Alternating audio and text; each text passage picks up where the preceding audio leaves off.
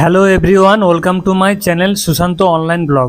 তো আজকে এক ইম্পর্টেন্ট আপডেট নিয়ে চলে এসেছি যে স্টাফ সিলেকশন কমিশনের কিন্তু ওয়ান টাইম রেজিস্ট্রেশনের জন্য আপনাকে করতে হবে।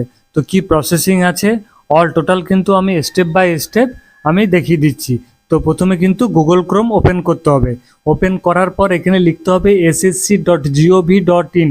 তারপরে এখানে দেখুন অপশন চলে আসবে, এখানে এই দেখুন ওয়ান টাইম রেজিস্ট্রেশন ওটিআর, এখানে ক্লিক করবেন। ক্লিক করার পর পেজ আপনার ওপেন হয়ে যাবে। ওপেন হয়ে গেছে দেখুন পেজ, এখানে দেখুন লেখা আছে ওয়ান টাইম রেজিস্ট্রেশন লেখা আছে। লেখার পর এই যে টোটাল ফর্ম, এই ফর্মটা কিন্তু ফিল আপ করতে হবে। তো ভিডিওটা কিন্তু লাস্ট পর্যন্ত দেখতে থাকুন। তো এখানে do you agree to provide your Aadhaar, এখানে ইয়েস করবেন। ইয়েস করার পর এখানে দেখুন আধার কার্ড নাম্বার দেওয়ার জায়গা আছে, এখানে কিন্তু আধার কার্ড নাম্বার দিয়ে দেবেন।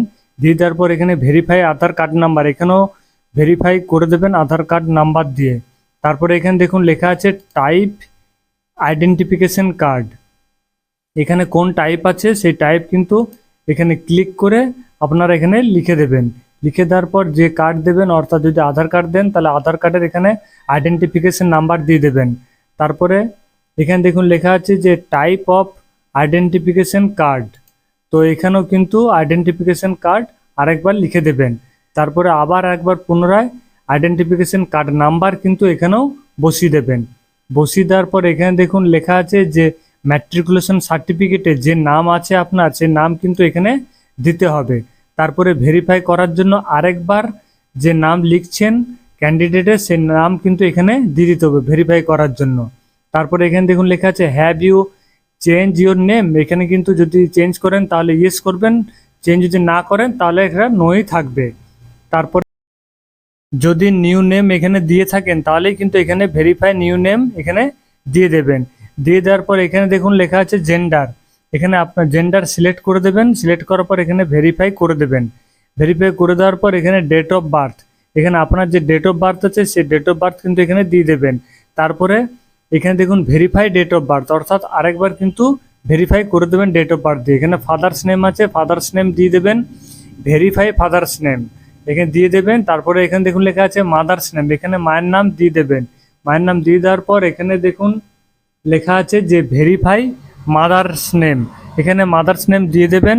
তারপরে এখানে দেখুন লেখা আছে your highest level education qualification, আপনার এডুকেশন কোয়ালিফিকেশন কী আছে হায়েস্ট, সেটা এখানে বসিয়ে দেবেন।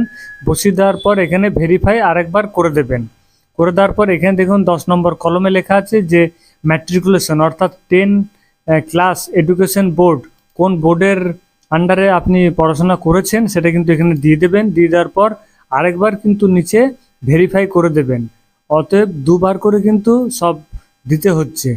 তো এখানে দেখুন ম্যাট্রিকুলেশন অর্থাৎ 10 ক্লাসের কিন্তু যে রোল নাম্বার, সেই রোল নাম্বার কিন্তু এখানে বসিয়ে দিতে হবে। তারপরে আরেকবার ভেরিফাই রোল নাম্বার দিয়ে দিতে হবে, এটা ম্যাট্রিকুলেশনের। তারপরে এখানে দেখুন লেখা আছে যে কোন বছরে কিন্তু ম্যাট্রিকুলেশন পাস করেছেন সেটা এখানে সিলেক্ট করে দেবেন।